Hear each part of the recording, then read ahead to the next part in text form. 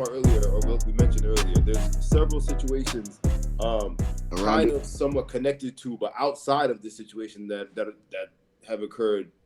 This is kind of crazy. Like, so we got Lil Key's death the other day, which happened, and so last night, or I think yesterday, or maybe it was even Saturday night, we found out day after that Trouble, who was a very close associate of Young Thug and YSL, I don't think he was part of actual YSL.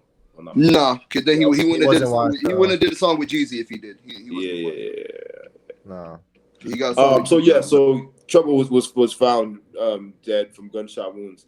Stories coming out now saying that he was involved with a female, and while he was with this female, another gentleman came inside the house and shot him. I'm assuming it was probably another lover of hers, or maybe her. Yeah, I heard it was a man's. I heard the dude used to be like Waka Flocka and them. The dude who it was, I can't remember. His name was like Jay something. He used to be like Waka Flocka. That's what I heard. Like he used to be a Waka Flocka, or he used to be Slim Dunkin. Not Waka Flocka, Slim Dunkin. Slim Dunkin killed him. All that shit, especially out there in Atlanta, all that shit is linked. All them niggas. Yeah. But he was part of more so Slim Dunkin's camp. So I have my reservations about that, and if it's like a real shooting or not, or if it's connected to anything. But so that happened, and we have another situation last night. Metro Boomin, who's obviously a close producer and associate of YSL Young Thug, his mother was murdered by her boyfriend in a murder-suicide situation where he killed himself after. Murder-suicide. What do y'all think? Y'all think this is just Young Thug's bad luck trickling down, or y'all think this I think it's a lot of situations that just happen close to each other. Yeah, I think it's just coincidence. Young Thug didn't really have no control over the emotional states of the dude that shot Trouble and Metro Boomin's stepdad. No, let me not go with that. The Metro Boomin situation, that's just some unfortunate shit that happened. Yeah. The Trouble situation, I believe, man, like, I ain't gonna say that. Y'all don't see the common link, though? What do you mean? You got people ending up dead because you got two dudes who are being suckers over women. Well, yeah, I seen that. I mean, that's a common link between the two of these situations.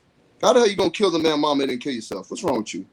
Yeah, you're right. I didn't get the correlation there, but all the way from where they live all the way to Atlanta. I think he's from Memphis or something like that. Wait, what? It was like a 5-hour drive. His mom used to niggas was that mad. To get around Atlanta. That's crazy. Yeah. That's what I'm saying. Like his mom, he close with his mom. Like, you know what I'm saying? She supported his dream. Yeah, I don't think he hasn't released no statement, or he hasn't said nothing yet. He's probably not. Probably not for a while. If it just happened a day or so ago, you probably see like an interview with him and Charlamagne where he just like talk about it, he crying and all that. You probably something like that. But with all these situations and I hate to say it, bro. Like, well, besides the Metro Boomin, I feel like that is a separate situation. But the Trouble situation, I feel like, bro, you don't see stuff like these happening with country music people. You don't see, unless I'm not hearing it. You probably just don't hear about it. You don't see stuff like this happening with just straight pop music people. It's just the rap community people, bro. But you want to know why that is, EJ? Because rappers are real gangsters. Well, some of them. Yeah, so that's why. That's all right. But here's my thing, though. I respect being a gangster and all that shit like that, 100%. But I don't think shooting a nigga over a woman should be part of being a gangster. Or I don't think that should. No, but okay, let me be more specific. Like the outlawish kind of thinking. Like I'm handling this gangster card. Like that's why I say I put gangster in quotations. You know what I'm saying? Because that's really a sucker move what he did it for. If that's what he did it for. If Trouble probably didn't present himself as a gangster or a thug or whatever it is, maybe he might not be in that situation. Dude would have called him, probably would have gave him the hands type shit. And bro, sometimes you never know what happens with behind things. Maybe dude hit up Trouble and was like, yo, that's my girl, bro, that you messing with. And Trouble was like, nigga, so I don't give a damn if that's your girl. And I you said, know what I'm saying? Like, you never know. Like, I don't think the situation was my man's literally just busting the house and started shooting. Yeah. I feel like there was probably this sounds like a crime of passion. Trouble was like, not exactly healing to the dude. You know what I mean? Like, that's possible. They said domestic when I see it. Buddy a snitch. But let me. I'm gonna double down on what I said, bro. I don't hear none of this shit with country music, bro. Because if so, we would have seen this shit in the headlines, bro. Like it would be big. Some shit like that. Trouble ain't the biggest rapper out there. Yeah, he's not. He had a moment and then he kind of just fell to the streets.